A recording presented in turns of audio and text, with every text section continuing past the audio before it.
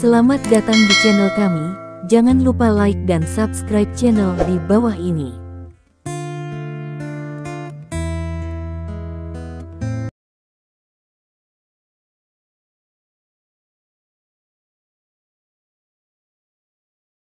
Bab 446.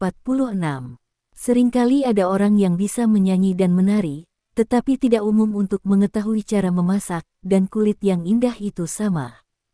Xiao Xinyu yang bisa memasak adalah satu-satunya di keluarga ini. Kamu tidak bisa menari dan bernyanyi ketika kamu lapar. Apakah kamu lapar? Pergi bermain, semuanya palsu, dan makan dengan baik adalah hal yang paling penting, kata Stephen Lin, dan melingkarkan tangannya di bahu Tian Xinyu. Tian Xinyu sangat tersentuh oleh kata-kata Stephen Lin, tetapi dia terkejut bahwa Stephen Lin tiba-tiba menyerangnya. Dia akan melarikan diri, tetapi tangan Stephen Lin meraih bahunya dengan erat, tidak meninggalkan tempat untuk lari. Firaun benar, yang terpenting keluar untuk bermain dan makan enak. Song Siji tertawa. Itu benar, tapi kulit indah tidur di sebelah kita malam ini gelombang, keluarga Peng tersenyum dan memeluk bahu Susu. Sudut-sudut mulut Susu terangkat bangga, meski tidak sehebat juru masak dalam memasak, setidaknya ia cantik dan menjadi gadis tercantik yang hadir. Jangkar kecil lainnya juga menemukan rasa superioritas. Tian Xinyu menundukkan kepalanya, kulitnya gelap, dan dia tidak tahu cara berpakaian, yang jauh lebih buruk daripada yang flamboyan. Steak goreng penuh jelaga, mandi dan ganti baju, kata Stephen Lin, dan melepaskan tangannya.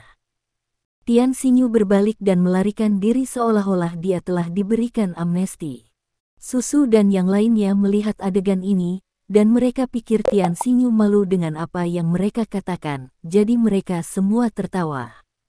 Semua orang kembali ke ruang tamu, Song Siji membuka anggur dan keluar. Minum anggur di malam hari, dan aku akan pergi besok, kata Song Siji. Yah. Apa yang kamu katakan sepertinya kamu akan dipenggal besok. Stephen Lin memarahi sambil tersenyum. Hanya bercanda, ini vodka berkualitas tinggi dari negeri beruang putih.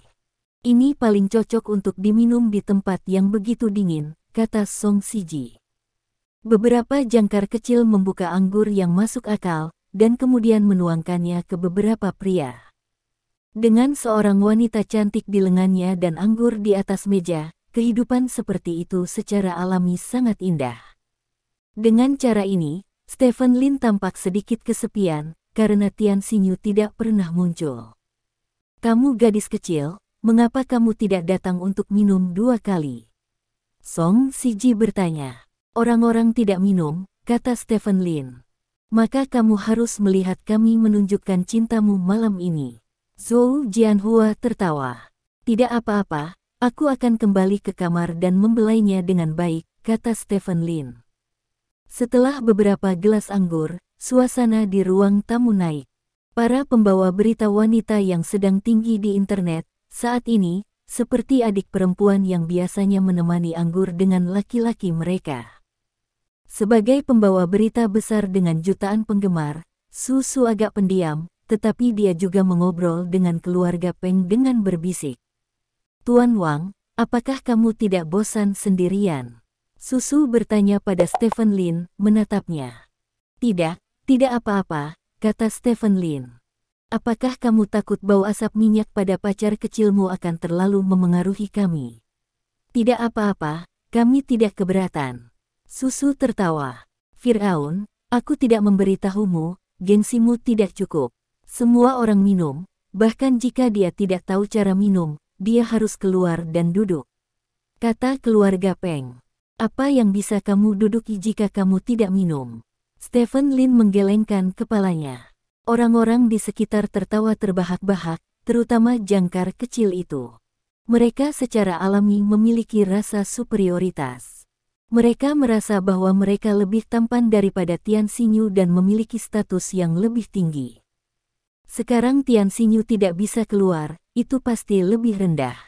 Pada saat ini, Tian Xinyu berjalan keluar dari samping dengan kepala menunduk dan duduk di samping Stephen Lin. Kenapa kamu keluar? Stephen Lin sedikit mengernyit. Tian Xinyu menundukkan kepalanya dan tidak berbicara.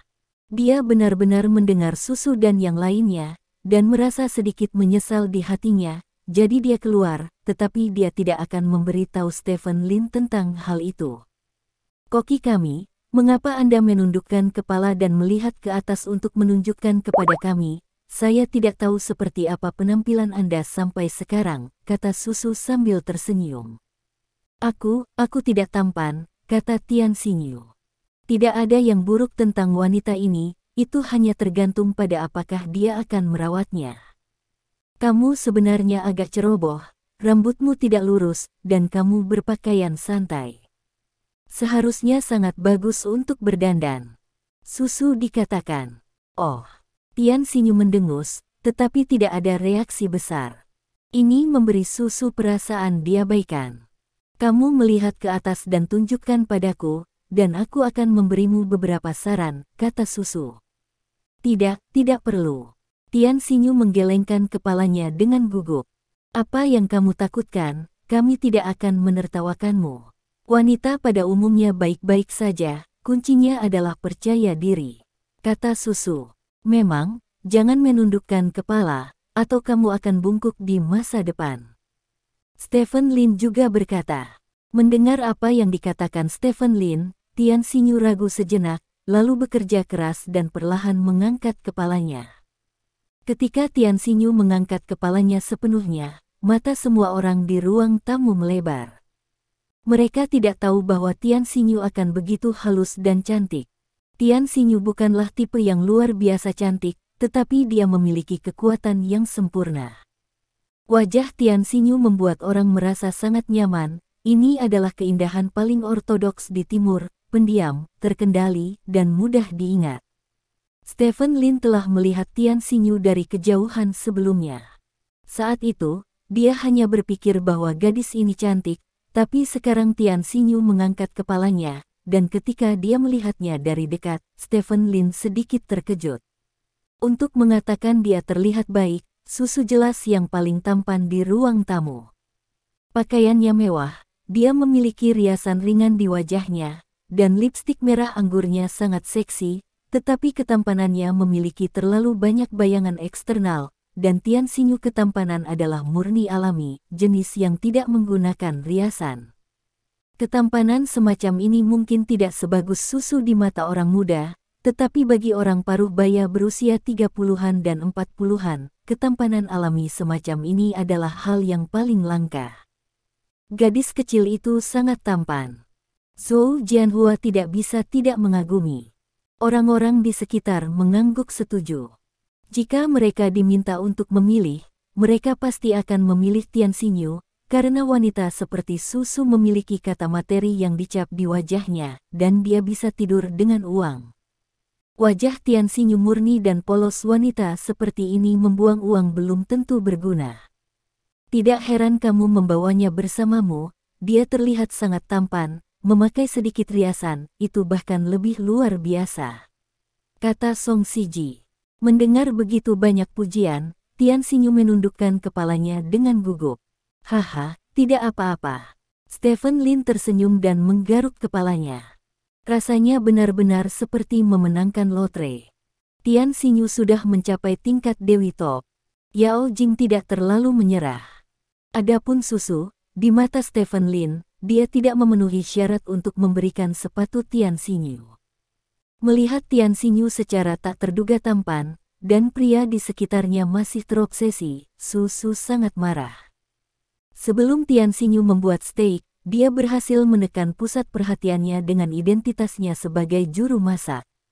Mempermalukan Tian Xinyu dengan kecantikannya, tapi aku tidak menyangka Tian Xinyu begitu tampan. Adik perempuan terlihat sangat tampan.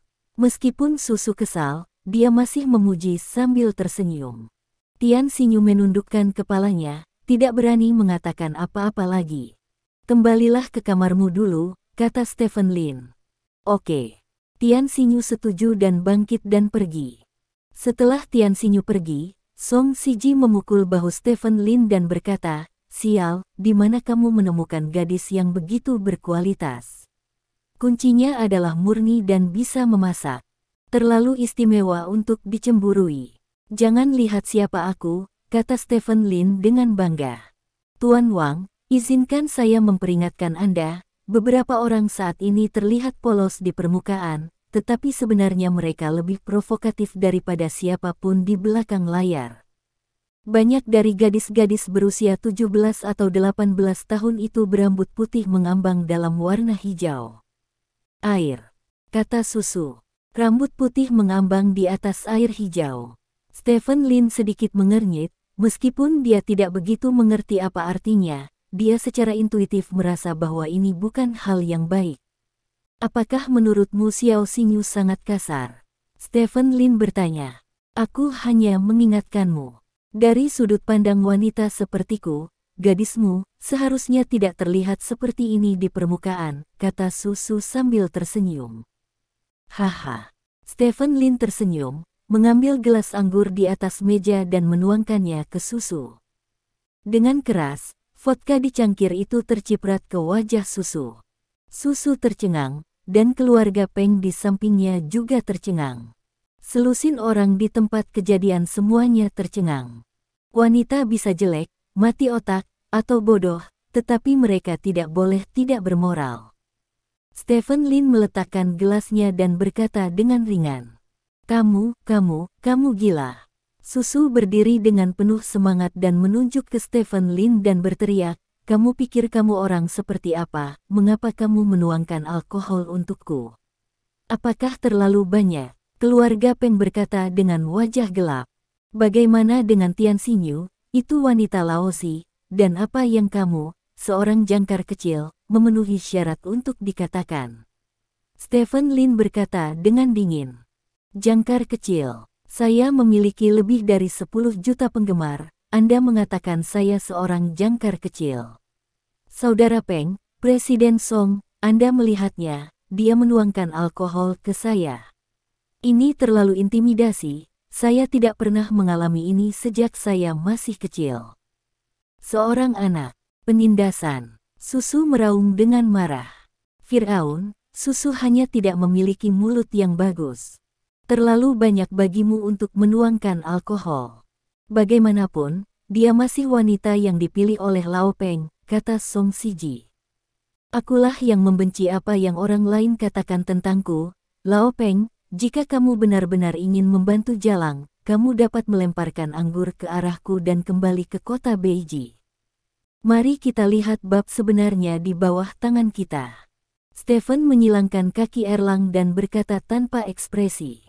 Jalang. Begitu Susu mendengar dua kata ini, dia langsung membeku, meraih gelas anggur di atas meja dan bergegas menuju Stephen Lin. Melihat posturnya, dia ingin melawan Stephen Lin dengan putus asa. Kaki Erlang yang memiringkan Stephen Lin sedikit menyusut, dan kemudian dia menendang ke depan dengan tiba-tiba, tepat di perut bagian bawah Susu.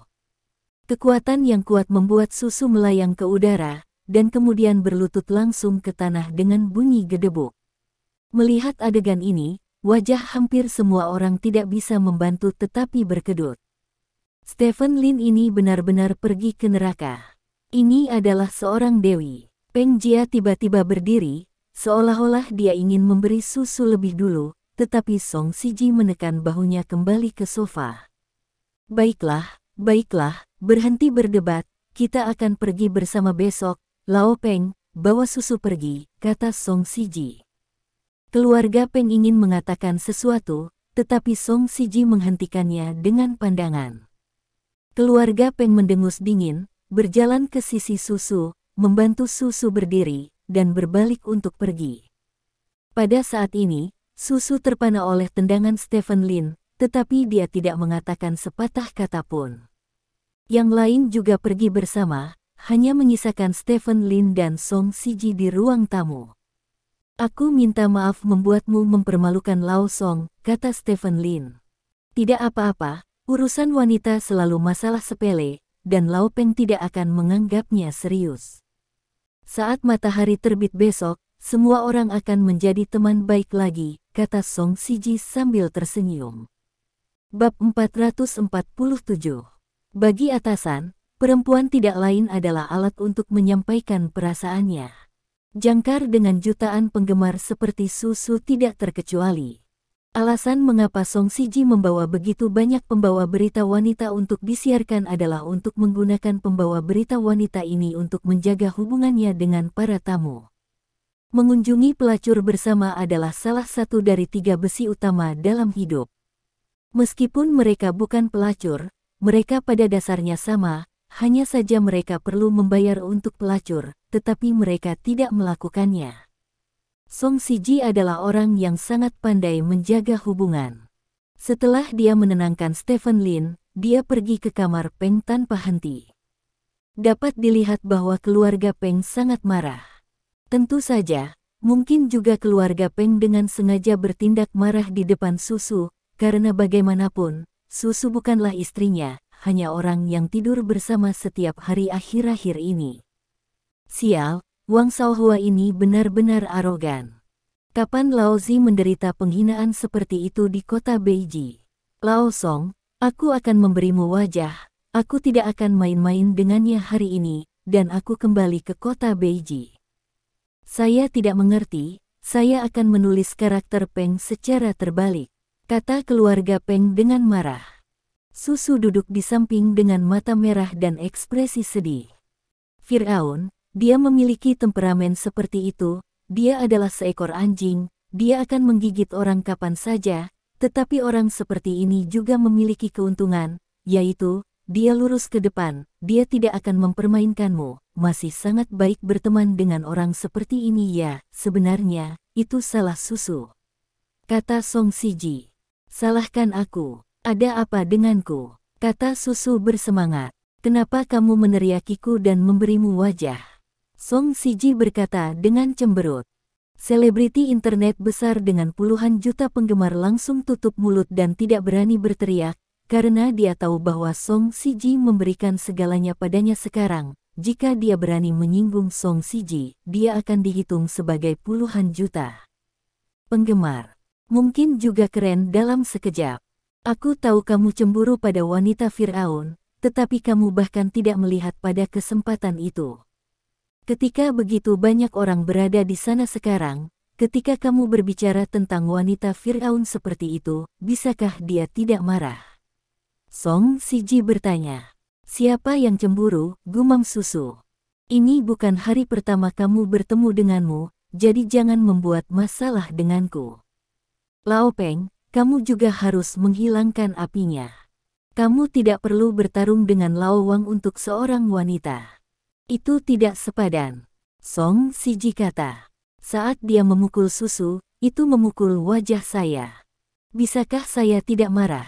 Tanya keluarga Peng. Susu tidak punya pendapat, jadi jangan diisi dengan kemarahan yang benar. Jika kamu tidak percaya padaku, tanyakan pada Susu, kata Song Siji. Aku tidak punya pendapat. Susu menggelengkan kepalanya masuk akal. Tidak, Lao Song. Apa yang dilakukan Wang Shaohua? Kamu harus terbiasa dengannya. Tanya keluarga Peng curiga. Bukannya aku sudah terbiasa dengannya. Lagi pula, dia teman baruku, dan kita sudah menjadi saudara lama selama bertahun-tahun, jadi aku harus mengarahkannya padanya, kan? Jangan katakan bahwa kita bermitra untuk menggertak. Yang lain, bukan begitu. Song Siji bertanya. Lier adalah seorang lier, hei, lupakan saja, demi kamu, aku tidak peduli padanya lagi, kata keluarga Peng. Itu dia, semua orang keluar untuk bermain, kamu tidak bisa marah pada wanita, jadi apa, kamu istirahat lebih awal, aku pergi dulu, ayo pergi berburu besok pagi, dan mencoba untuk mengalahkan beruang kembali, aku sudah lama tidak makan cakar beruang. Song Siji tertawa. Tentu, kamu bisa kembali. Keluarga Peng melambaikan tangan. Song Siji mengangguk dan berbalik untuk pergi. Begitu Song Siji pergi, Susu langsung menangis. Presiden Peng, kamu harus membalaskan dendamku. Susu berkata dengan sedih, memegang tangan keluarga Peng dengan erat. Aku ingat ini, kakak Peng. Tidak apa-apa, ini aku, kata keluarga Peng sambil menyentuh paha Susu. Dalam kegelapan malam, di satu ruangan demi satu, tubuh-tubuh terjerat bersama. Bagi orang-orang kaya ini, berburu hanyalah gimik, dan itu nyata ketika mereka keluar dan bermain-main. Stephen Lin kembali ke kamar dan menemukan bahwa Tian Xinyu sedang duduk di sofa, membungkuk. Stephen Lin berbaring di tempat tidur, berbaring telungkup, dan berkata kepada Tian Xinyu, "Datang dan bantu aku memalu pinggangku." Petik 2. Aku tidak bisa, kata Tian Xinyu. "Hanya palu apapun yang kamu inginkan, cepatlah," kata Stephen Lin. Tian Xinyu sedikit takut pada Stephen Lin, jadi Stephen Lin tidak berani mengatakan apa-apa lagi setelah mendesaknya. Dia dengan hati-hati memindahkan kursi dan duduk di samping tempat tidur, lalu dengan lembut memukul pinggang Stephen Lin dengan kepalan kecilnya. "Setelah aku tertidur, kamu tidur sendiri di sofa," kata Stephen Lin. "Oh, jangan katakan itu ketika Anda memberitahu Anda sesuatu di masa depan. Itu akan membuat orang berpikir bahwa Anda ala kadarnya, katakan ya atau iya," kata Stephen Lin.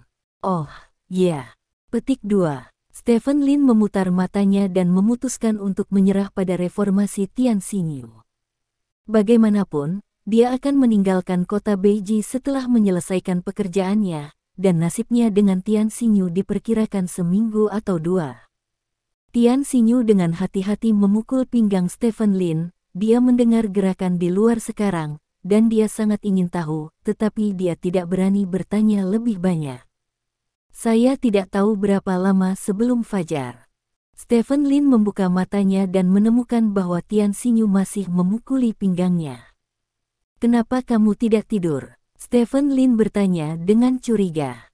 Tian Xinyu menundukkan kepalanya dan tidak mengatakan apa-apa. "Bukankah aku sudah memberitahumu bahwa kamu bisa pergi tidur ketika aku tidur?" Stephen Lin bertanya. Aku tidak tahu tentangmu, apakah kamu tidur?" bisik Tian Xinyu. "Kalau begitu kamu tidak akan bertanya." Stephen Lin bertanya. "Jangan berani." Stephen Lin terdiam, dia telah melihat banyak orang introvert, tetapi ini adalah pertama kalinya dia bertemu seseorang yang introvert seperti Tian Xinyu. "Jika kamu tidak mengerti, kamu harus bertanya, dan kamu harus mengatakan apa yang perlu kamu katakan. Kamu sangat menyebalkan, tahu." Stephen Lin berkata dengan marah. "Oh, iya," kata Stephen Lin. "Oh, iya." Tian Xinyu menundukkan kepalanya dan menatap kakinya dengan sedih. Sebenarnya, dia tidak begitu tertutup. Dia hanya gugup dan takut ketika dia bertemu Stephen Lin, seolah-olah dia melihat musuh alami. "Pergi sebentar, aku akan jalan-jalan," kata Stephen Lin, bangkit dan berjalan keluar ruangan. Tian Xinyu menguap, pergi ke sofa dan berbaring. Stephen Lin berjalan keluar dari rumah kayu dan pergi keluar. Ada salju di tanah di luar. Singa dan elang hitam datang ke sisi Stephen Lin.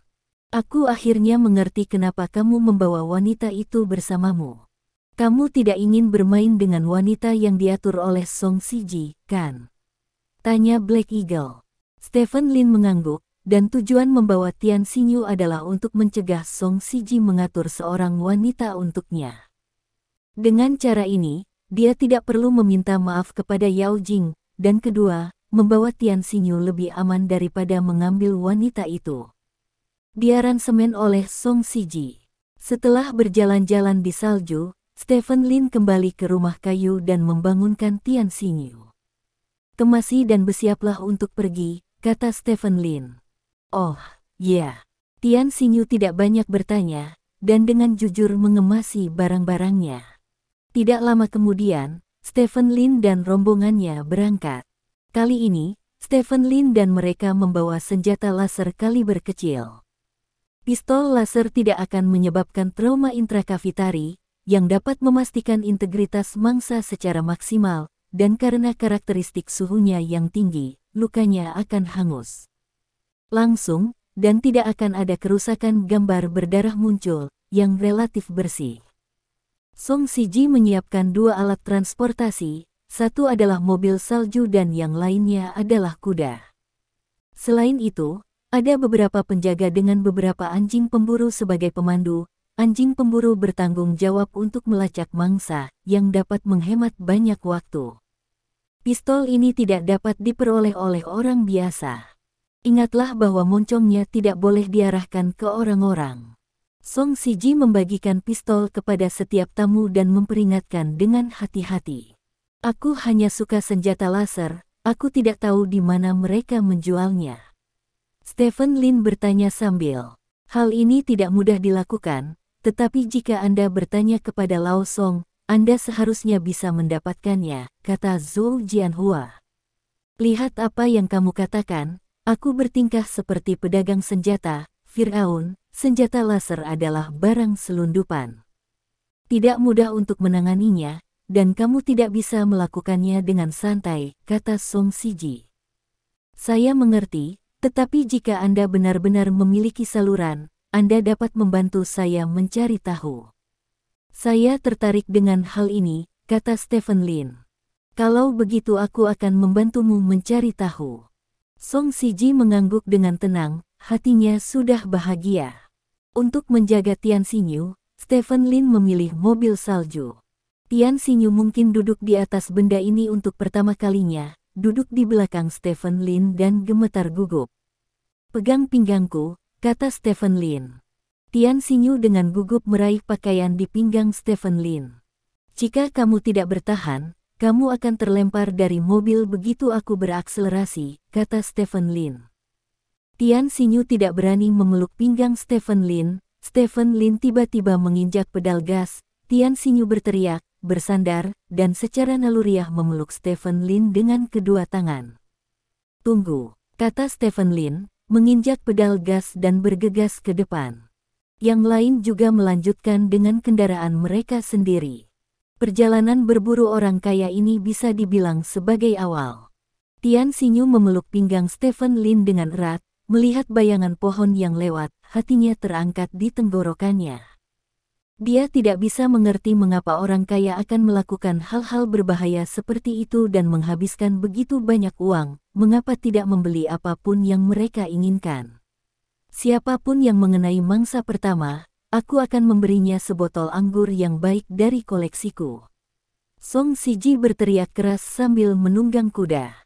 Ketertarikan orang-orang di sekitar tiba-tiba muncul, dan mereka menatap hutan di sekitarnya, berharap menemukan mangsa. Pada saat ini, Stephen Lin tiba-tiba berdiri dari mobil salju, dan kemudian tiba-tiba berbalik dan bergegas ke hutan terdekat. Bersamaan dengan suara tembakan, terdengar suara tangisan binatang. Stephen Lin memutar tubuhnya untuk mengontrol mobil salju untuk bergerak maju dengan cepat, dan kemudian berhenti dengan rem yang anggun.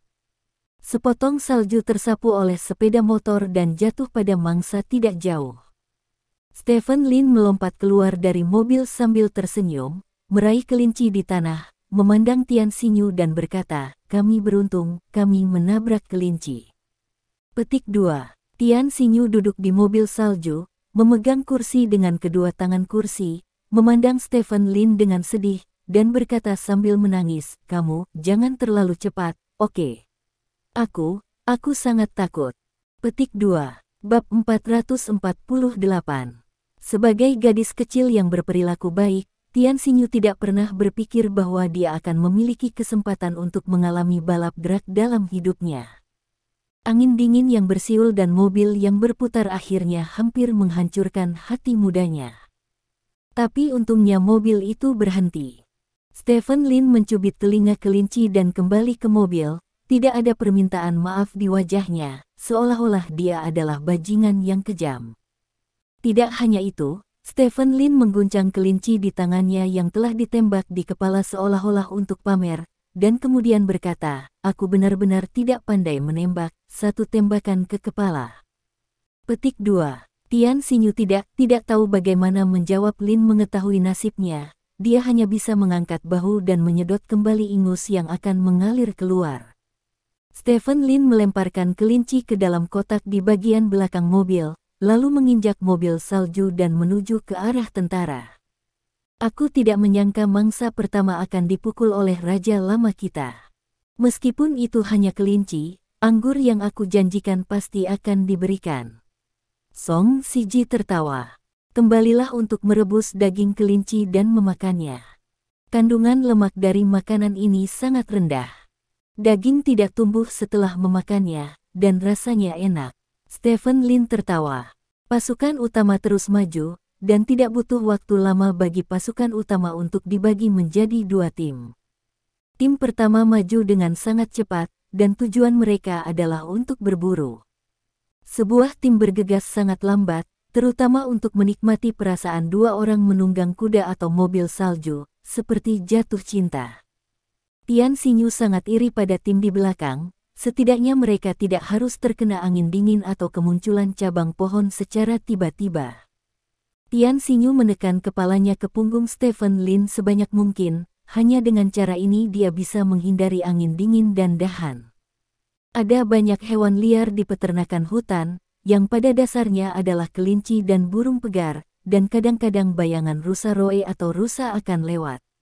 Orang-orang mengejar mangsanya satu demi satu, dan tim pertama dibagi menjadi beberapa tim. Karena penentuan posisi GPS, semua orang tidak takut tersesat, dan setiap tim memiliki pengawal untuk diikuti, jadi tidak perlu khawatir tentang bahaya. Kerumunan terus bergerak maju di hutan lebat. Stephen Lin membawa Tian Xinyu, diikuti oleh singa dan elang hitam, dan mereka berempat membentuk kelompok mereka sendiri. Apakah kamu ingin mencoba senjata laser? Stephen Lin bertanya. Tian Xinyu menggelengkan kepalanya dengan tegas dan membiarkannya bermain dengan senjata laser, akan lebih baik untuk membunuhnya. Selama benda ini mengenai poin-poin penting, pada dasarnya semuanya ditembak dengan satu tembakan. Satu-satunya kelemahan adalah kapasitas amunisinya sangat kecil. Pistol seperti itu hanya menembakkan 7 peluru. Setelah selesai, magasin harus diganti. Dan satu majalah membutuhkan beberapa $10.000, kata Stephen Lin. Tian Xinyu mendengus, tidak tertarik sama sekali dengan apa yang dikatakan Stephen Lin. Sudah lama sejak aku pergi berburu, kata Stephen Lin dengan emosi sambil melihat sekeliling. Apakah ada harimau di sini? Tian Xinyu bertanya tiba-tiba. Dikatakan ada harimau Siberia, tetapi langka. Mengapa? Apakah Anda ingin melihat harimau? Tanya Stephen Lin. Ya. Tian Xinyu mengangguk. Kalau begitu kamu bisa pergi ketika kamu menghasilkan uang, kata Stephen Lin. Ya, mobil. Salju itu terus melaju, dan dia tidak tahu sudah berapa lama mobil itu melaju, ketika Stephen Lin tiba-tiba menghentikan mobilnya. Saya melihat mata Stephen Lin menatap ke depan, dan ada kawanan rusa 1 atau 200 meter di depannya. Stephen Lin mematikan sepeda motor dan turun dari mobil. Kamu tunggu di sini, aku akan pergi ke depan dan menangkap rusa untukmu. Ini hal yang baik, dan tanduknya dapat digunakan untuk membuat anggur untuk afrodisiak, kata Stephen Lin dengan suara rendah. Tian Xinyu tersipu malu ketika dia mendengar kata afrodisiak dan tidak berani mengatakan apa-apa. Stephen Lin meraih pistol laser di satu tangan dan mendekati rusa dengan hati-hati. Rusa sangat waspada, jadi dia tidak mengendarai sepeda untuk mengejar mereka. Mengendarai sepeda di hutan ini pasti tidak akan mengejar rusa, dan dia akan mengejutkan ular dari kejauhan. Elang hitam dan singa jantan mengikuti Stephen Lin. Identitas Stephen Lin saat ini hanyalah orang biasa, jadi mereka harus mengikuti Stephen Lin untuk memastikan keselamatan Stephen Lin. Tian Xinyu menatap Stephen Lin dengan gugup. Dampak memukul kelinci dan burung pegar tidak besar. Sekarang, memukul rusa terasa sangat berbeda. Ukuran rusa tidak jauh lebih buruk daripada manusia. Kaki Stephen Lin menginjak salju, meninggalkan jejak satu persatu, tetapi tidak mengeluarkan suara. Seperti harimau berburu, dia mengecilkan tubuhnya sangat kecil, lalu mendekati mangsanya selangkah demi selangkah. Akhirnya, Stephen Lin datang ke suatu tempat yang berjarak kurang dari 20 meter dari rusa, yang telah memasuki jarak tembak senjata laser. Stephen Lin mengambil pistol dan menembakkan beberapa tembakan ke rusa terbesar dalam kawanan, membunuh satu klip secara langsung. Di kejauhan, tubuh rusa itu ditembak oleh beberapa tiang ringan dan jatuh langsung ke tanah. Rusa itu ketakutan dan lari ke kejauhan. Stephen Lin bergegas ke Bugs dengan penuh semangat. Rusa jantan itu jatuh ke tanah, sudah mati. Ada sesuatu yang enak untuk dimakan malam ini.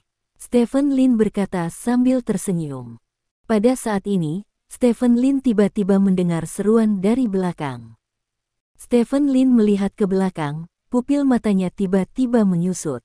Pada jarak 1 atau 200 meter darinya, seekor beruang hitam berlari menuju Tian Xinyu. Tian Xinyu berlari dengan ngeri, tetapi kecepatannya sangat lambat, dan beruang hitam itu mendekatinya dengan cepat. Tanpa ragu-ragu, Stephen Lin berbalik dan bergegas menuju Tian Xinyu. Pada saat ini, Tian Xinyu mati-matian melarikan diri. Dia tidak pernah berpikir bahwa dia akan sangat sial. Akhirnya, Stephen Lin berhenti balapan. Dia duduk di dalam mobil dan menunggu Stephen Lin berburu rusa. Akibatnya, beruang hitam seperti itu melompat keluar dari belakang bukit terdekat. Tiba-tiba, Tian Xinyu tersandung dan jatuh ke tanah. Beruang hitam datang ke Tian Xinyu dalam sekejap mata, membuka mulutnya dan menggigit leher Tian Xinyu secara langsung. Pada saat ini, Tian Xinyu merasa hari mulai gelap. Mungkinkah dia akan mati di mulut beruang? Kenapa aku sangat tidak beruntung?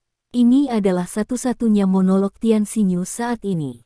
Pada saat ini, sesosok tiba-tiba muncul, menghalangi bagian depan Tian Xinyu. Tian Xinyu menatap pria di depannya dengan tercengang. Kenapa dia di sini? Engah. Mulut beruang hitam itu menggigit langsung leher pria itu, lalu dia menggelengkan kepalanya dan membuang pria itu dengan kuat. Tidak, seru Tian Xinyu bersemangat, dia belum pernah menangis sekeras itu dalam hidupnya. Beruang hitam meraung dan menyerang Tian Xinyu lagi dengan taring dan cakarnya. Pada saat ini, elang hitam dan singa jantan akhirnya tiba. Singa jantan itu langsung menabrak beruang hitam dengan postur bertabrakan, menjatuhkan tubuh beruang hitam seberat beberapa ratus kilogram ke udara. Sambil memegang belati, elang hitam itu melompat ke arah beruang hitam dan menusukkan belati itu langsung ke leher beruang hitam itu. Beruang hitam menjerit dan meronta, tetapi kekuatan singa jelas lebih kuat. Dia memegang kepala beruang hitam dengan satu tangan untuk mencegah beruang hitam menggigitnya, dan tangan lainnya terus mengangkat dan jatuh, membenturkan keras kepala beruang hitam. Setelah beberapa pukulan, beruang hitam itu mati. Di sisi lain, Tian Xinyu bangkit dari tanah dan dengan penuh semangat menyerbu ke arah Stephen Lin yang terbaring di salju di kejauhan. Bos, kamu baik-baik saja. Tian Xinyu bergegas ke sisi Stephen Lin, memeluk tubuh bagian atas Stephen Lin dan mencoba membalikkan tubuh Stephen Lin. Stephen Lin membuka matanya dengan lemah, menatap Tian Xinyu dan berkata, Xiao Xinyu, kurasa aku tidak bisa melakukannya lagi. Petik 2. Tidak bos, kamu akan baik-baik saja, bos. Tian Xinyu teriak girang. Saya tahu situasi saya sendiri. Saya tidak berdaya. Xinyu, saya selalu menyesal. Saya harap Anda dapat membantu saya sebelum saya mati, kata Stephen Lin. Bos, katakan padaku, aku akan membantumu, kata Tian Xinyu. Saya sudah hidup selama lebih dari 40 tahun, tetapi saya belum pernah benar-benar mencium seorang wanita. Saya harap saya bisa mencium mulut seorang wanita sekali sebelum saya mati, batuk, kata Stephen Lin, batuk dengan keras. Bos, aku menciummu, tunggu sebentar ya. Tian Xinyu berkata sambil menangis. Ya. Stephen Lin mengangguk. Tian Xinyu memeluk tubuh bagian atas Stephen Lin dengan erat, memejamkan mata, dan mencium mulut Stephen Lin. Sedetik kemudian, kesejukan mencapai bibir Tian Xinyu. Tian Xinyu tercengang, dia mendengar teman-teman sekelasnya mengatakan bahwa ciuman itu hangat, bagaimana bisa begitu dingin, apakah bosnya sudah mati? Bukankah dikatakan bahwa tubuh orang mati itu dingin? Tian Xinyu terkejut dan dengan cepat membuka matanya, tetapi ketika dia membuka matanya, dia melihat sebuah tangan itu ada di depannya, dan masih ada gumpalan salju di telapak tangannya. Baru saja, dia mencium tumpukan salju ini. Hahaha. Tawa nakal Stephen Lin terdengar. Tian Xinyu buru-buru menatap Stephen Lin, dan menemukan bahwa Stephen Lin tersenyum sangat bahagia. Bos, apakah kamu baik-baik saja? Tian Xinyu bertanya dengan heran. Tentu saja tidak apa-apa, aku memakai terlalu tebal, beruang buta tidak menggigit pakaianku, kamu benar-benar bodoh, jadi kamu menyetujui permintaanku, haha. Stephen Lin tertawa. Pada saat ini, jika itu adalah wanita lain, dia mungkin akan langsung marah dan malu, tetapi Tian Xinyu tidak. Dia menghela nafas panjang lega, dan kemudian berkata, kamu akan baik-baik saja. Petik 2. Stephen Lin sedikit tercengang, dan dia bertanya, aku menggodamu seperti ini, apakah kamu tidak marah? Tidak apa-apa, bos, lebih baik jika kamu baik-baik saja, kata Tian Xinyu sambil menyeka air mata dari wajahnya. Pada saat ini, Stephen Lin tidak tahu harus berbuat apa, dan tiba-tiba merasa sangat bersalah. Ini adalah gadis kecil yang bersih dan tertutup, dan dia menggodanya seperti itu. Meskipun ini untuk mengalihkan perhatiannya dan mencegahnya memikirkan mengapa dia bisa muncul di depannya begitu cepat, dia tetap saja mengolok-oloknya. Oke, jangan buat masalah. Stephen Lin melompat dari tanah, menepuk-nepuk salju di tubuhnya dan berkata, ayo pergi. Petik 2. Tian Xinyu juga bangkit dan mengikuti di belakang Stephen Lin. Bos. Tian Xinyu memanggil dengan suara rendah. Apa? Stephen Lin berbalik dan bertanya. Terima kasih telah menyelamatkanku, kata Tian Xinyu. Oh. Bab 449. Munculnya beruang hitam adalah episode kecil. Agar tidak mengekspos dirinya sendiri, Stephen Lin digigit oleh beruang hitam. Gigi beruang hitam menembus pakaiannya, jika bukan karena tubuh yang kaku, diperkirakan gigitannya akan cukup untuk Lin Zi. Hanya gadis konyol dan tertutup seperti Tian Xinyu yang akan percaya omong kosong Stephen Lin bahwa pakaiannya terlalu tebal untuk digigit, tetapi siapapun yang memiliki sedikit akal sehat tahu bahwa pakaian tidak dapat menghentikan gigi beruang hitam. Dengan kekuatan gigitan dari beruang hitam, ia dapat menggigit leher seseorang dalam satu gigitan. Stephen Lin menabrak seekor rusa, dan dia dengan senang hati meminta singa jantan untuk membawa rusa itu pergi. Adapun beruang, Stephen Lin tidak berencana untuk mengambilnya, itu terlalu menyilaukan. Dalam perjalanan, Stephen Lin sudah mengatur penggunaan rusa ini. Tanduk dan cambuk rusa digunakan untuk membuat anggur, daging rusa direbus dan dimakan, dan kulit rusa dapat digunakan untuk membuat karpet. Ke depan, Stephen Lin akhirnya berkumpul dengan pasukan besar di tengah hutan pertanian. Setiap orang memiliki sesuatu untuk diraih, tetapi mangsa terbesar adalah rusa yang ditabrak Stephen Lin. Daging rusa direbus malam itu, dan semua orang makan daging rusa dan minum anggur darah rusa, belum lagi betapa bahagianya mereka. Susu dan keluarga Peng tampaknya telah melupakan konflik dengan Stephen Lin sehari sebelum kemarin, dan mereka minum dan mengobrol dengan Stephen Lin seolah-olah mereka adalah teman. Malam itu, suara-suara tak terkendali datang dari berbagai ruangan. Orang-orang yang meminum anggur darah rusa itu sangat ganas satu persatu, membuat jangkar kecil dan jangkar besar itu ingin mati. Ini dapat dianggap sebagai Stephen Lin melakukan perbuatan baik kepada semua orang. Keesokan harinya, semua orang berangkat lagi. Kali ini, mereka melintasi perbatasan nasional dan memasuki wilayah negara beruang putih secara langsung. Selama periode itu, mereka juga bertemu dengan sekelompok lelaki tua yang sedang berburu, tetapi tidak ada yang layak untuk dilakukan. Menyebutkan di kedua sisi.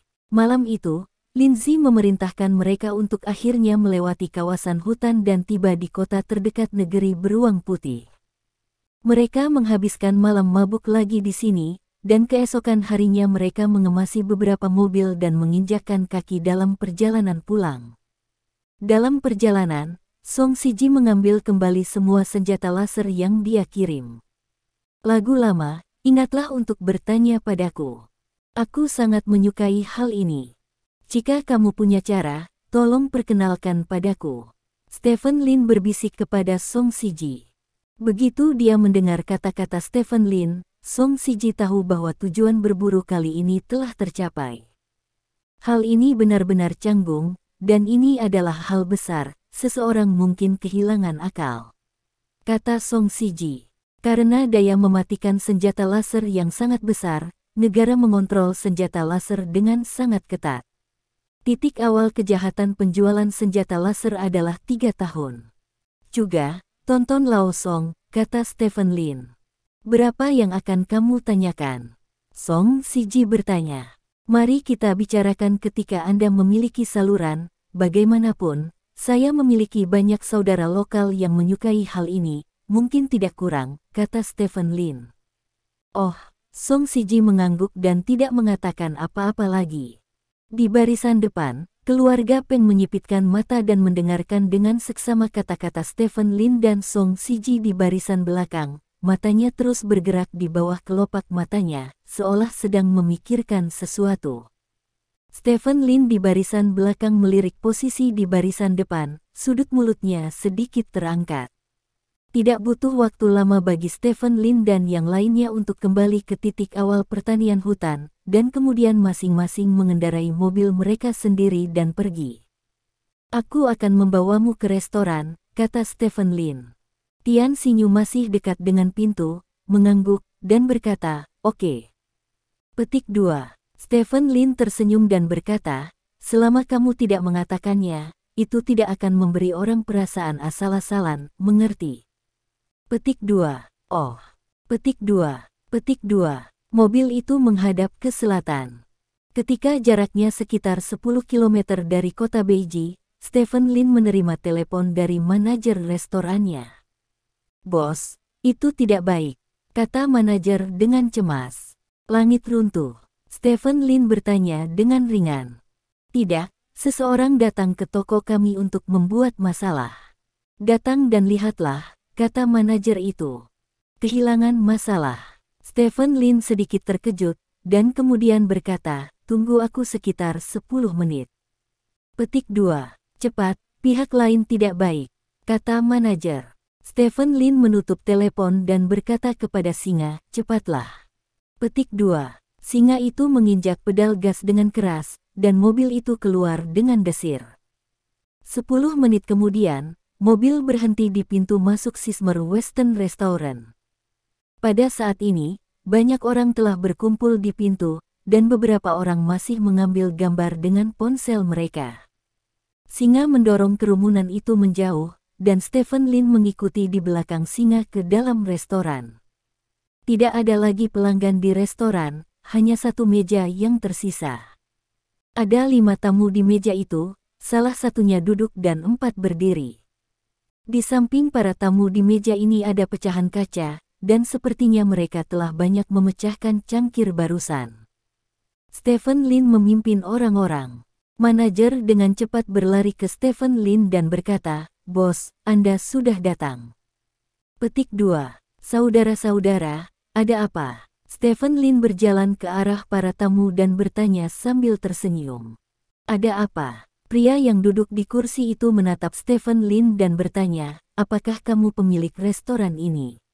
Saudaraku, bicaralah dengan bersih, ini semua kelahiran ibu, jangan terlalu cepat. Sial, ini sangat buruk. Stephen Lin tertawa. Aku sopan berbicara denganmu, lihat dirimu lumpuh, apa yang ada di steakmu. Pria di kursi itu menunjuk ke steak. Stephen Lin melihat ke bawah dan menemukan ada serangga di steak. Saya tidak tahu jenis cacing apa itu, tetapi itu memang cacing. Apa yang terjadi? Stephen Lin bertanya kepada manajer di sampingnya. Bos, dapur belakang kami telah menjalani perawatan penghilangan serangga yang ketat. Kondisi kebersihannya sangat baik, dan tidak mungkin serangga muncul. Apalagi ini musim dingin. Di mana ada serangga di musim dingin, kecuali jika Anda menemukannya secara khusus. Manajer menjelaskan dengan penuh semangat. Apa maksudmu? Lao Su memfitnahmu. Tamu itu menggebrak meja dengan girang dan berteriak. Apakah kamu melihat pengawasan? Stephen Lin bertanya. Monitornya ada di sana, dan dia hanya membelakangi monitor, jadi dia tidak bisa melihat bagian depannya, kata manajer itu. Sepertinya saya cukup akrab dengan lokasi pemantauan toko kami, kata Stephen Lin sambil tersenyum. Manajer tertegun sejenak, lalu memikirkan sesuatu, dan berkata dengan penuh semangat, maksud Anda, orang-orang di toko kami memerintahkan mereka untuk datang. Lupakan saja. Stephen Lin tersenyum dan memandang para tamu di meja dan bertanya. Dia berkata, bagaimana Anda ingin menyelesaikannya? Bagaimana Anda menyelesaikannya? Saya lumpuh. Saya orang nomor 1 di kota Beijing, tetapi Anda memberi saya makanan dengan serangga. Bagaimana menurut Anda itu akan terjadi? Diselesaikan. Para tamu berteriak dengan penuh semangat. Aku akan memberimu solusi, pergi dari sini dengan patuh. Aku tidak peduli jika kamu menghancurkan begitu banyak hal dariku, bagaimana dengan itu? Stephen Lin bertanya. Kenapa kamu mengatakannya lagi? Percaya atau tidak, aku akan membuat tokomu tidak bisa buka, kata pelanggan dengan wajah muram. Sepertinya kamu tidak setuju dengan rencanaku. Stephen Lin tersenyum, melirik singa dan berkata, buang. Petik 2. Ya, singa itu mengangguk dan berjalan menuju pihak lain. Melihat sosok singa jantan yang sangat besar, para tamu di meja itu sedikit gugup. Dia berkata dengan penuh semangat, jika Anda berani mengalahkan para tamu, saya akan mengekspos Anda. Anda tidak akan punya urusan untuk dilakukan. Banyak orang berpikir tidak ada bisnis di sini. Apa yang akan terjadi pada saya jika saya memiliki bisnis? Bagaimana jika saya tidak memiliki bisnis? Hei. Stephen Lin menghela nafas dan menggelengkan kepalanya. Singa itu meraih leher klien dan langsung mengangkatnya. Beberapa orang yang berdiri di belakang para tamu segera bergegas. Tidak apa-apa bagi orang-orang ini untuk menggertak orang biasa pada hari kerja, tetapi di hadapan singa kuat Woking, mereka tidak berbeda dengan semut. Singa jantan meraih tamu itu dengan satu tangan, dan melemparkan tinjunya ke arah orang-orang itu dengan tangan lainnya, menjatuhkan lawannya dengan 3 atau 2 pukulan dan mengerang. Manajer di samping terkejut beberapa kali. Dia ingin mengingatkan Stephen Lin untuk tidak terlalu kasar, tetapi ketika dia memikirkan karakter arogan Stephen Lin, jangan membuatnya tidak senang setelah mengingatkannya dan membuka dirinya, itu akan menjadi terlalu tidak berharga. Dengan cara ini, singa meraih para tamu ke pintu, dan melemparkan orang-orang keluar dari restoran di bawah kamera ponsel. Setelah itu, singa kembali ke restoran dan meraih orang-orang yang dipukulnya beberapa kali. Dilempar keluar dari restoran.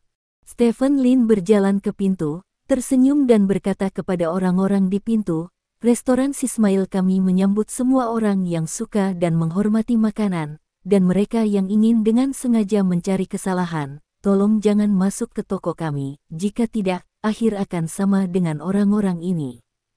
Petik 2.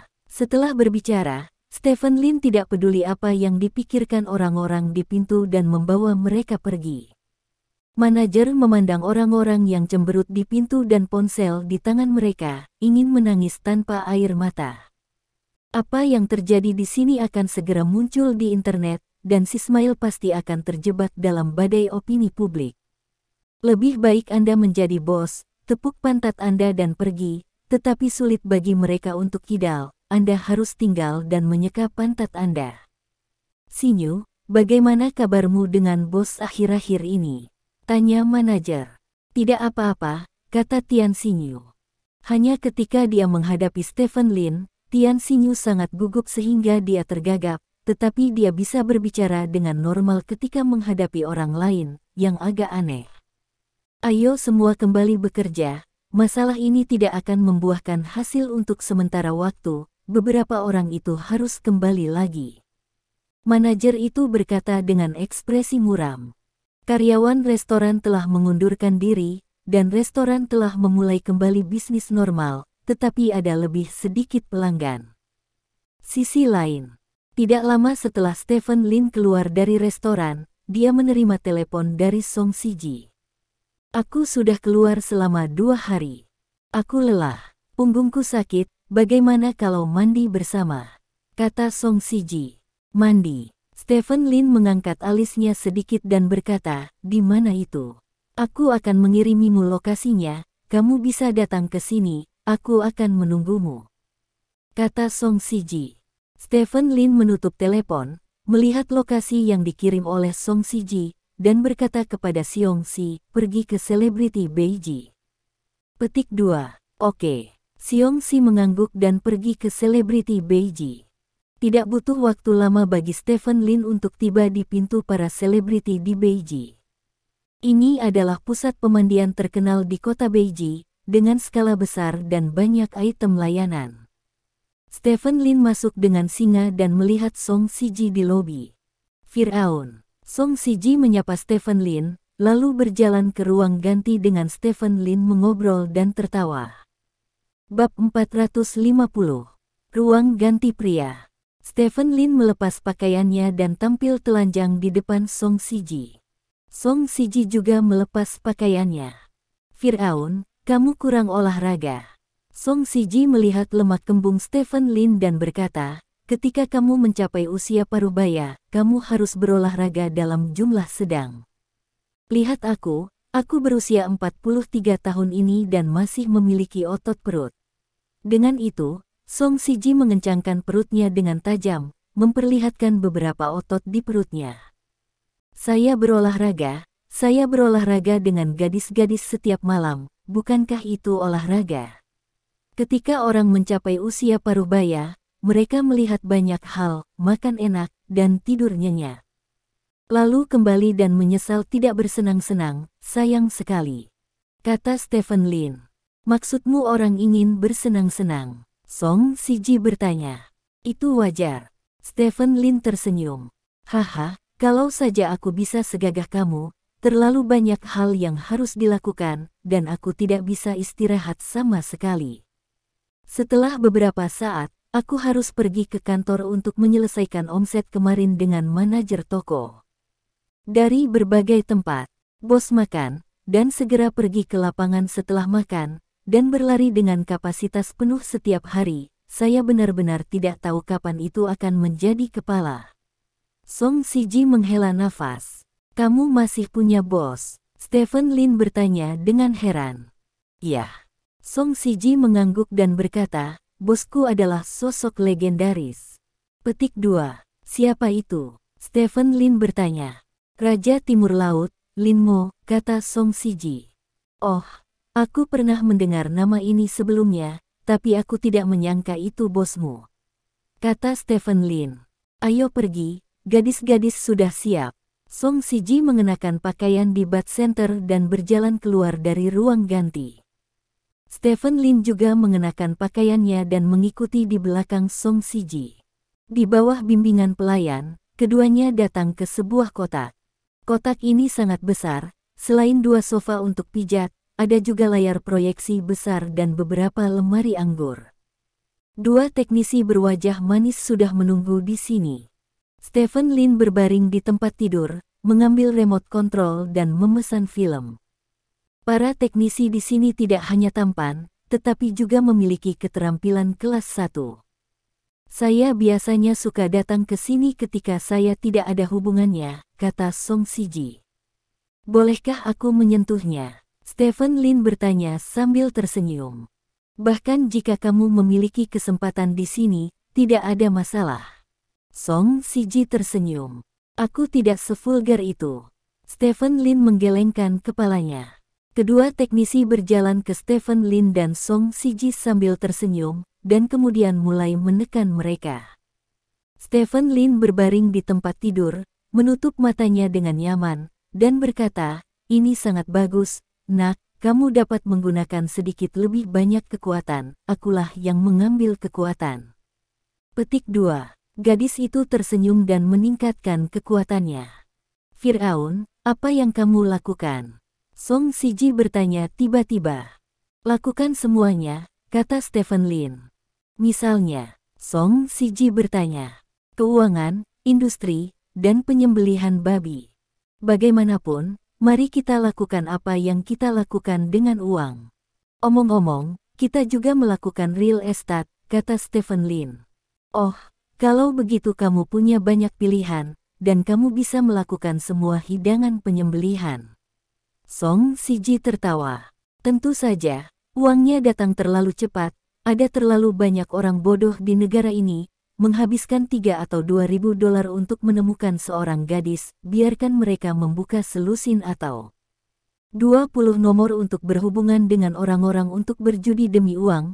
Sebagai selama seseorang memasuki permainan, Anda dapat menghasilkan uang. Ini adalah saya memiliki ratusan gadis yang baik, dan ketika ada banyak air dalam sehari, bisa ada puluhan juta. Luar biasa, kata Stephen Lin. Kalau begitu kamu bisa tinggal di pedesaan dengan santai. Apakah kamu tidak takut polisi akan menangkapmu? Song Siji bertanya. Ini adalah orang-orang di bawah komando saya, bukan saya. Mereka semua di luar negeri, dan merekalah yang dicari polisi. Saya baik-baik saja, kata Stephen Lin. Begitu. Song Siji mengangguk, memberi isyarat kepada teknisi untuk berhenti, lalu mengambil rokok di sampingnya dan menyalakan sebatang rokok, dan berkata, "Saudaraku, saya tidak bisa melakukan ini lagi, Anda harus menunjukkan jalannya, Tua Wang." Petik 2. Anda membutuhkan saya untuk memimpin. Anda telah menghasilkan banyak uang selama bertahun-tahun. Jika Anda tidak dapat melakukannya, itu masalah besar untuk pensiun. Beri saya satu. Stephen Lin duduk dan berkata. Song Siji melemparkan rokok ke Stephen Lin. Stephen Lin kemudian memegang rokok di mulutnya, dan teknisi di sampingnya dengan terampil menyalakan rokok untuk Stephen Lin. Tidak mudah untuk melakukan setiap lini bisnis sekarang. Inflasi terlalu serius, dan sekarang uang hanya setengah dari kekuatan konsumsi masa lalu, dan menghasilkan 100 juta yuan hanya 50 juta yuan 10 tahun yang lalu. Sejauh daya konsumsi 30 juta prihatin, situasi ekonomi dunia tidak baik, kata Song Siji. Stephen Lin mengisap beberapa batang rokok. Situasi ekonomi saat ini memang tidak terlalu baik. Dalam 100 tahun, inflasi kira-kira 3 kali lipat atau 4 kali lipat. Banyak orang tampaknya memiliki banyak aset, tetapi berapa banyak uang yang benar-benar harus mereka keluarkan? Bencana. Keduanya duduk di sofa sambil mengobrol dan merokok. Setelah merokok, mereka berbaring di tempat tidur dan membiarkan teknisi memijat. Setelah lebih dari 1 jam, teknisi selesai. Song Siji melambaikan tangannya dan membiarkan teknisi pergi. Stephen Lin berbaring di sofa, menguap dan berkata, sangat nyaman untuk menekannya. Petik 2. Ya. Song Siji mengangguk, dan kemudian pura-pura bertanya dengan santai, Firaun, apa yang kamu bicarakan? Apa yang kamu inginkan laser? Untuk senjata, kamu bukan orang brengsek, dan kamu tidak berkelahi dengan orang. Untuk apa kamu membeli benda itu? Simpan saja. Tidak. Stephen Lin menggelengkan kepalanya dan berkata, aku benar-benar membeli benda itu. Hal-hal memiliki kegunaan penting. Petik 2. Apa gunanya? Tanya Song Siji. Pergi ke medan perang ekstrateritorial, kata Stephen Lin. Pergi ke medan perang ekstrateritorial. Song Siji mengerutkan kening dan berkata, jika kamu pergi ke sana, dapatkah kamu menemukan beberapa tentara bayaran atau sesuatu untuk membawamu ke sana? Aku tidak khawatir. Stephen Lin menggelengkan kepalanya dan berkata, jika Anda pergi jalan-jalan, Anda pasti tidak masalah untuk membawa tentara bayaran ke sana. Jika Anda pergi berburu harta karun, tentara bayaran mungkin akan menelan Anda dan harta itu bersama-sama. Petik 2. Apakah Anda akan berburu harta karun? Song Siji bertanya dengan heran. Secara umum, ada 2 tujuan, satu adalah jalan-jalan dan yang lainnya adalah berburu harta karun. Jika Anda jalan-jalan, Anda dapat menyewa beberapa tentara bayaran untuk pergi ke tempat-tempat yang telah berkembang dan memiliki tingkat bahaya yang relatif rendah. Yang lainnya adalah berburu harta karun itu adalah tempat yang sangat berbahaya, dan kebanyakan orang jarang pergi ke sana karena itu benar-benar tempat di mana ada kemungkinan kematian. Ya, kata Stephen Lin. Apa yang ingin kamu makan sekarang, apa yang ingin kamu minum, dan apa yang ingin kamu minum, pergi ke tempat itu. Bahkan jika kamu benar-benar menginginkan sesuatu, kamu bisa membelinya dengan uang. Beberapa harta dari medan perang ekstrateritorial dapat ditemukan dibeli di pasar gelap, selama uangnya ada. Kata Song Siji. Banyak harta memang bisa dibeli, tapi beberapa hal tidak bisa dibeli, kata Stephen Lin. Apa yang kamu inginkan? Song Siji bertanya. Saya menginginkan banyak hal, dan hal-hal yang sangat berharga tidak dapat dibeli dengan uang. Anda hanya dapat menemukannya sendiri. Jika Anda memiliki kesempatan, Anda dapat menemukan harta langka. Stephen Lin tersenyum. Jadi, kamu berencana membentuk tim untuk pergi ke medan perang ekstrateritorial? Song Siji bertanya. Ya, Stephen Lin mengangguk.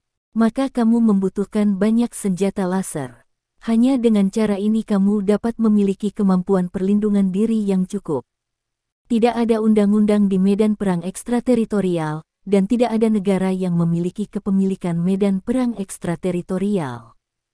Jika orang biasa sepertimu menginginkannya, berburu harta karun di dalamnya, setidaknya harus ada angkatan bersenjata lebih dari 20 orang. Semua pasukan ini harus dilengkapi dengan senjata laser, lebih disukai senapan laser, sehingga mereka hampir tidak bisa melindungi diri mereka sendiri, kata Song Siji. Kamu benar. Jadi kali ini di kota Beiji, aku ingin membeli banyak senjata laser. Kata Stephen Lin. Setelah mendengarkan kata-kata Stephen Lin, wajah Song Siji suram dan tidak pasti. Stephen Lin tampaknya tidak melihat ekspresi Song Siji, dia melanjutkan, saya mungkin membutuhkan sekitar 30 atau 40 senjata laser, setidaknya 10 senapan laser, dan beberapa ratus magasin energi, dan anggaran untuk medianya sekitar 500 juta. Petik 2. 500 juta. Murid Song Siji tiba-tiba menyusut, lalu tersenyum dan berkata, Firaun, kamu benar-benar murah hati, dengan begitu banyak senjata laser, tidak akan terlalu sulit untuk pergi ke Afrika untuk membangun negara kecil. Saya tidak ingin mati, jadi saya hanya bisa mempersiapkan lebih banyak kekuatan untuk melindungi diri saya sendiri, kata Stephen Lin sambil tersenyum. Aku akan membantumu untuk bertanya tentang urusanmu, belum tentu, tetapi belum tentu tidak, kata Song Siji. Kalau begitu aku akan menyerahkannya padamu, Lao Song, jika kamu kembali, biaya agensi akan sangat diperlukan untukmu. Kata Stephen Lin. Apa yang kamu katakan? Kami adalah saudara. Biaya agensi seperti apa yang saya inginkan dari Anda? Datanglah ke tempat saya untuk minum lebih banyak, kata Song Siji sambil tersenyum. Itu benar, ngomong-ngomong, Lao Song, aku mungkin akan merepotkanmu dengan sesuatu, kata Stephen Lin. Katakan saja apa saja, selama aku bisa melakukannya, sama sekali tidak ada masalah. Song Siji menepuk dadanya dan berkata, apakah tidak ada restoran barat di bawah komando saya? Saya mengalami sedikit masalah hari ini. Saya tahu Lao Song, Anda berada di sungai dan danau kota Beiji, jadi saya ingin meminta bantuan Anda, kata Stephen Lin. Oh, orang lain mencari masalah untukmu. Tidak perlu dikatakan, serahkan masalah ini padaku, kata Song Siji. Kalau begitu aku akan berterima kasih banyak, Stephen Lin berkata sambil tersenyum. Sementara itu, di sisi lain, dapur belakang rumah makan Madil tidak jauh dari rumah makan Sismael. Fang Hong mengerutkan kening dan menatap orang-orang yang memar di depannya dan berkata, Tuan Ma, bukankah Anda mengatakan Anda bisa makan dan tinggal di sini? Mengapa Anda masih dipukuli? Sungguh perbandingan. Pemilik toko itu memiliki ahli di sekitar, persetan. Kata pelanggan yang telah menyebabkan masalah di toko Stephen Lin sebelumnya, kesal. Lalu apa yang akan kamu lakukan selanjutnya? Uangnya sudah terkumpul, jadi barang-barang tidak bisa ditinggalkan, kan? Tanya Fang Hong. Jangan khawatir, Sismail Restaurant, jika Anda ingin dia menjadi kuning, biarkan dia menjadi kuning. Saya, Masan, juga orang terhormat di jalan di kota Beiji. Tidak mudah menjadikannya restoran barat yang rusak.